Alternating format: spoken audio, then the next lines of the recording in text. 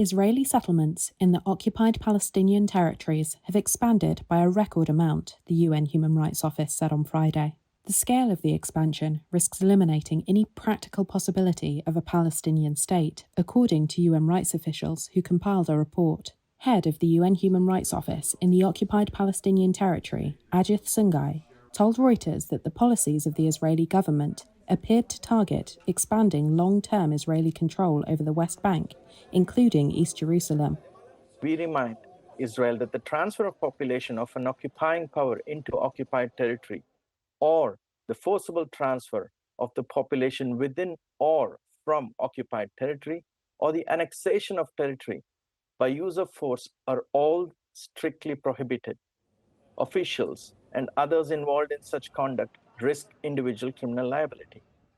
The report documented 24,300 new Israeli housing units in the occupied West Bank during a one-year period to October 2023, which it said was the highest since monitoring began in 2017. It added that there had been a dramatic increase in intensity, severity and regularity of both Israeli settler and state violence against Palestinians in the occupied West Bank, particularly since the deadly Hamas attacks on Israel on October 7th. Israel, which captured the West Bank in the 1967 Middle East War, claims a biblical birthright to the land where settlements are expanding.